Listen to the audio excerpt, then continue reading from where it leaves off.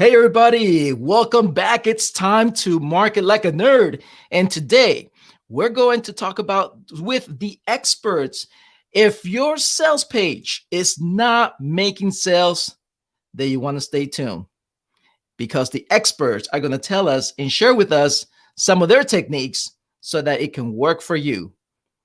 That's coming up next.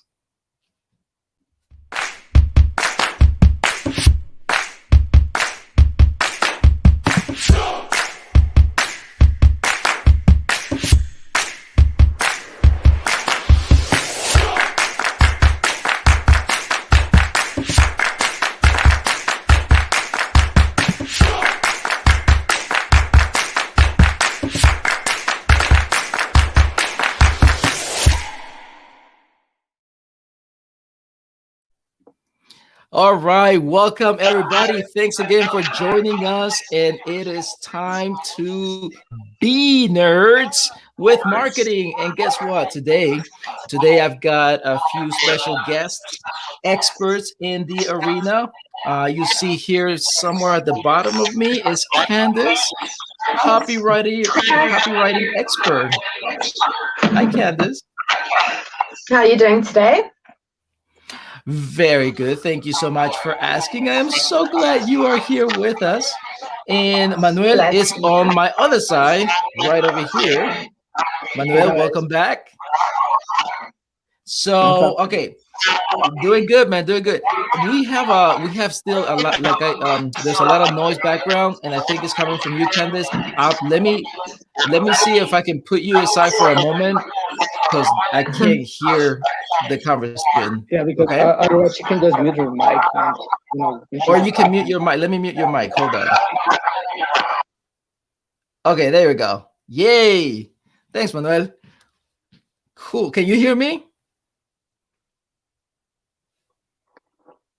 Manuel, can you hear me? Oh yeah, me? Yeah. Yeah. Okay. Cool. So I wasn't sure if I muted you or Candace. Okay, good. It's working out.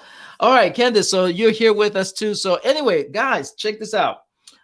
We're gonna follow through and follow up on. Remember that conversation, Manuel, we had at the beginning of this week in regards to I was trying to stump you and with the headline and the copy. You did great, man. You did great. So, but I wanted to keep following up with that because one of the problems, and very, very often I hear this, they have the ads, they're running, they're getting audiences, they have the audience set up, and then they're getting people clicking through, but for some reason they're not making sales, right? It's almost like they come into the funnel and then they're just not making the sales. And I have a feeling that this is the topic that we need to really dig a little bit deeper. That's why I have you both today here, because I want to hear your expertise in regards to sales funnels, right? Like the specific page. And I want you guys to share with us, how can someone who has this problem that they're not making the sales with their page, the sales page that they have, how can they fix it, right? What are some of the things that they can improve? And maybe some of your experience, of course, share with us. So let's start with Manuel, and then we'll bring you in, Candice. So start thinking about some of the things as well that we can share. But what do you think is like top of the list? Like, what's something that you've experienced when you come to a sales page and you see it and you say, man, this one thing needs to improve? What do you think in your experience is that?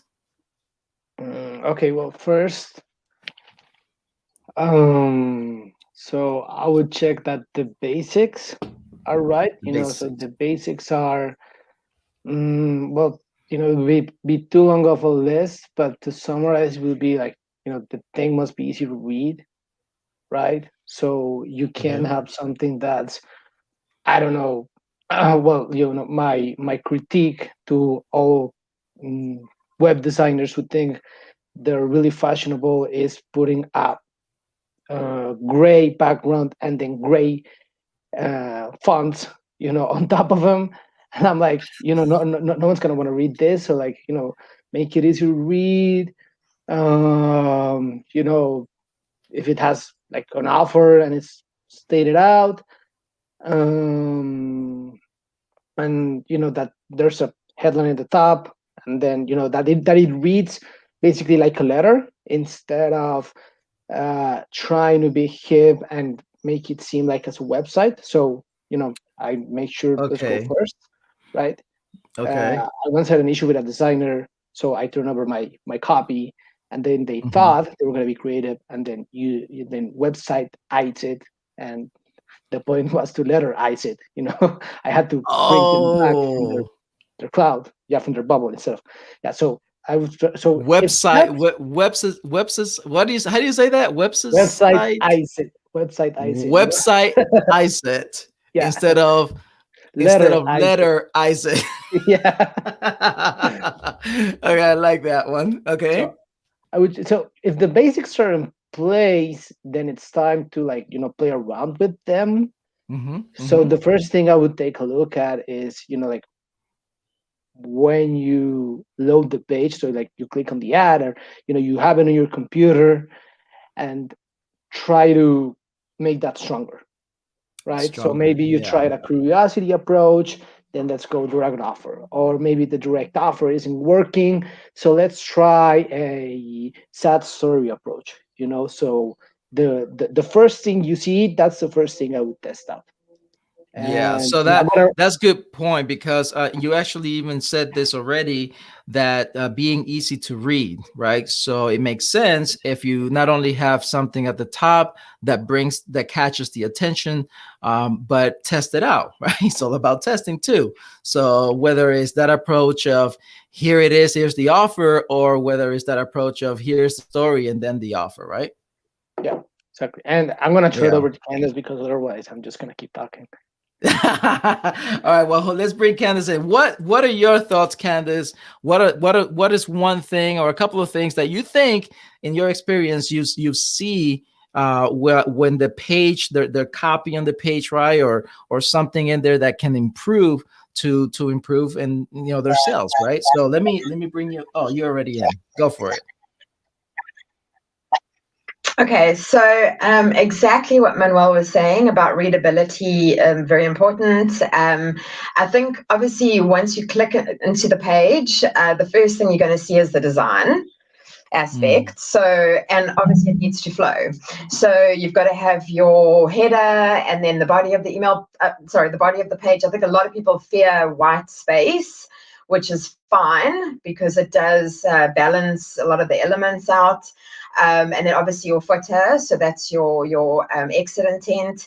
I think for me, the important thing would be who you are communicating to. So knowing your audience is very important. And then going into sort of things like enough call to actions and yeah, just obviously discussing more of the benefits. Someone did say once, and I'm trying to remember who it was, but because a lot of people think that discussing features and benefits is important, and it is depending on what you are selling. But I think yeah, someone did say discuss the benefits of the benefits. So, for example, if you're selling a diet pill, a benefit would be to lose weight. But a benefit of that benefit would be to have more confidence. So discussing the benefits is very important. And as I said, call to actions throughout, so people know that, like there must just be one sort of call. Pricing, you can kind of have different price points. I think that also is a good thing because it gives people options. But yeah, I think they must know what they have to do on the page. I think that's very important. And obviously a big part of that would be to understand your audience and who you are speaking to. Yeah, that is a great point, Candace. So I like what you just said, and we're gonna have to hit on this one. Very important. So the first one was that people are not comfortable or afraid to put a white background. Like I did not know that. I thought I'm so used to just using white background for the page. I mean, that's usually what I don't even think about changing colors. So that's a good point. But this is the next one that I like this. Not only knowing your audience, but the benefit of the benefit. I like that because I'm your guy that always thinks, let's talk about the benefits and let's talk about the features, right? Right? Just to touch on that, the white space isn't necessarily white. So what it means by white space is a balance between elements. So text, and obviously a lot of people say, how long must a sales page be? What is the length of this? How long is a piece of string? At the end of the day, I think you have to know what you're selling and who you're speaking to. So, a long sales page, if you've got a very detailed offer, then yes, that needs to be in there, along with testimonials and proof. But I think, yeah, white space isn't necessarily referring to white. It can be plain colors or your branding colors, which is preferable. And obviously must be broken up so it's balanced. And as Manuel said earlier, so that the readability is there. I think that's key. Wow, that is cool. And we have Jody here saying that, yeah, the benefit beneath the benefit again. And going back to that, and I appreciate that explanation about just the readability. And I mean, it takes. I'm telling you about that, like anything else. It takes the effort, it takes the understanding not only of your audience, but understanding also the psychology behind the fonts, the colors, and all that, which that's the technical part that we won't get into. But I gotta dig into this benefit of the benefit because, again, I was the one that usually says, okay, put the benefits up here at the top, right after your headline. Make sure you have some benefits, and then you have something underneath, like you said, Candace, testimonial. And then I would say, oh, and then go ahead and do the features because that's my sales, technique, right? Benefits, features. I like the benefits of benefits. So what do you think about that, Manuel? What's your take on that? I think Candace is spot on. I was actually like studying this topic yesterday. Um, but yeah, I mean, you gotta think deeper because if you only think like about first level benefits, you're gonna go too shallow and you're gonna be too wishy-washy and say, you know, whatever everyone else is already saying. So you gotta think like, hey, let's keep going with the weight loss pill example. Like, hey, you're gonna use this to lose weight. Okay, why do I want to lose weight? Right? And it also comes back. So you have your product, you have your offer, you have what you want to sell, right? So you extract from that, what it does and why your customer would want it. But then you go, you turn around and you say, okay, why is this important to my customer, right? So the truth is, overweight 20-year-olds don't have the same desires as overweight 3-year-olds, 40-year-olds, or 50-year-olds, Right. It right? comes down to, Candace said that, right? Like, and you also mentioned it too, but definitely, again, knowing your audience. So yes, again, if you're watching us here live, or if you have any questions, go ahead and post them here. But if you're watching the recording, please understand that if you have a sales page, make sure you know your audience. Make sure who you're talking with, right? Or to. But besides that, okay, so that's a good point. 20 year olds, 30 years old, weight loss, completely different. So go on with that. Like, what do you think about that? Yeah, so I mean that's how you wanna like approach it, and that's what's gonna make you be able to go deeper and cut deeper into making someone move. Because that's what it's all about. I mean, we're not already in a sales page for fun. We are salespeople here, and I'm very into old school stuff. So one of the first direct response, like people to bring things together, was Claude Hopkins in his book Scientific Advertising, and one of the things he said was an advertisement is a salesman, right? And the Mhm. purpose of a salesman, more than anything, is to get the sale, is to take someone from whatever state they are and get them to Mhm. buy, right? You're not Mhm. going to be able to do that if you just talk weight loss, because this comes back to understanding the audience. But people that are overweight usually know they're overweight, and most of the time they've been told they're overweight, and sometimes they're even like turned off by it. So if you don't go like specific and deep, as Candace was saying, you're not going to be able to resonate with them, which is, and if you're not able to resonate with them, you're not going to be able to get them to move, right?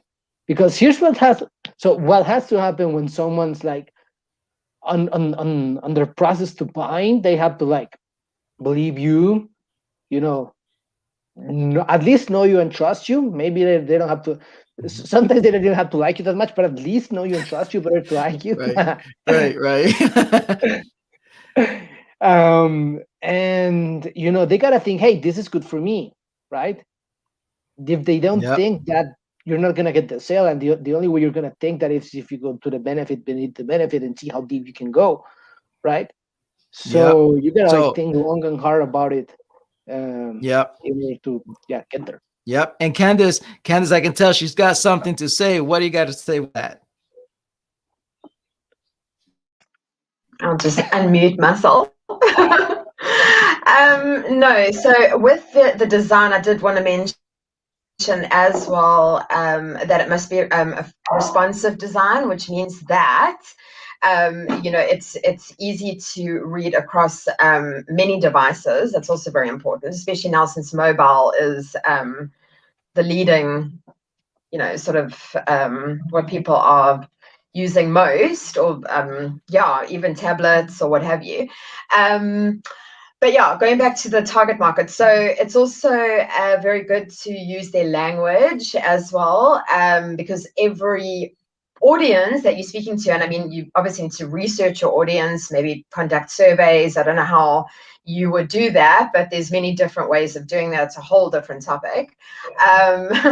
You can, using their specific language is very important as well. And then obviously defining your value proposition. So that clients know what value, like it's like a statement. So, what you stand by, basically. That's very important to define that. And I'm not, I know anatomy was going step by step. I think we've kind of jumped, but yeah, those are the main things I can think on off the top of my head. Not sure if there's anything else to add there. Manuel, do you have any other ideas? So I'll jump on the one that you just said, which is very important as well. And you're right, that's another topic to dive into, the research, the language. But yes, not it's not enough just knowing your audience, but you're right. What you need to type in there, the copywriting needs to speak how they understand, how they speak. Don't you know that we see that a lot, especially when we do the funnel audits, right? We see that there's a lot of, sometimes there's too much hype, and sometimes there's not enough conversation, there's not enough discussion in regards to caring for that person who's reading it. But then they lack a lot of times, very, very often, they lack the type of speech, the language that you're talking about. So do you guys tell me about that? Because this is something that I'm just thinking, and I think it's good to know for everyone, because as copywriter experts, you guys deal with this practically every day. So when you're doing copy, um, do you have any techniques that you prefer? Because since we're talking about the language, right? Like understanding the language and the audience. So give us some of the things that you guys do as copywriters to make that copy shine. Manuel, go for it. I want to give it. I wanted to give it first to Candace, but okay. What do I do? No, that's one of the toughest. So, like, to be honest, um, what I what I've done. So back in, I don't know, 2013, I guess, I heard that you should write out sales copy, like take, good copy that is converting, and then write it out by hand. And so I've done a lot of that. And I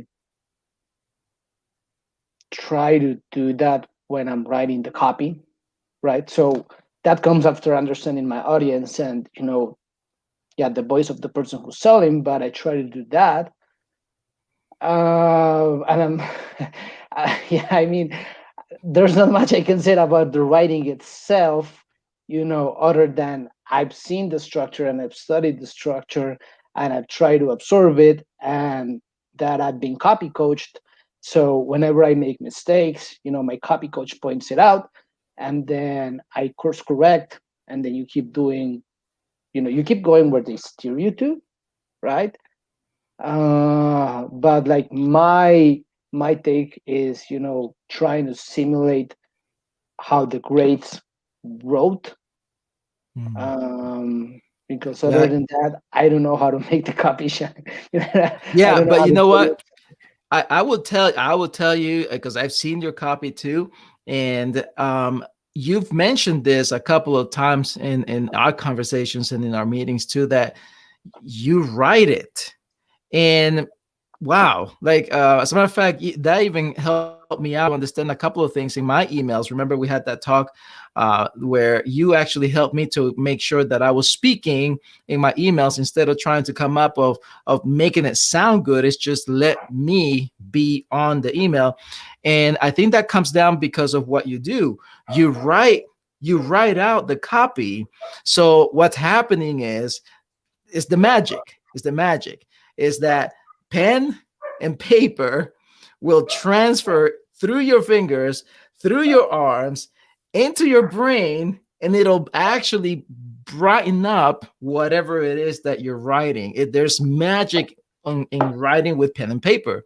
So I think that's where you shine in that way because you're doing what the legends, right? What the legends were doing because they didn't have access to what we have now. So I would say kudos on that one because that's pretty cool. Now, I don't think many copywriters that I've met, I don't hear that. So I think that's where you shine. But how about you, Candice? What you do? What's your technique, and what do you do to make that copywriting skill shine? Um, okay, so yes, Manuel's very good at that, and it's conversational English, if you will. So like you're having a conversation with someone, because yes, you are writing for the web, but you're also mostly writing for people, right? I mean, after all, you want the sale, you want your conversion rates to increase, so that's vital. What I do is what I mean by language as well is referring directly to the audience. So instead of saying I, they, you saying you literally like directly speaking to them, and then also using power words depending on their industry. So you can do a lot of research into that, which is what we do at Market Like a Nerd. And yeah, it just depends. So I think boiling it back or coming back down to their branding, I basically use that. So I get to know their message and what they want to portray, and obviously their audience, and I use power words base it around those. Wow. I haven't heard that in a long time, Candice. Power words. Wow. Okay. Give me some examples because we're almost running out of time. You got to give me a few examples of what are power words in whatever industry you want to pick. Since we're talking about weight loss stuff, if you want to pick that, that's fine.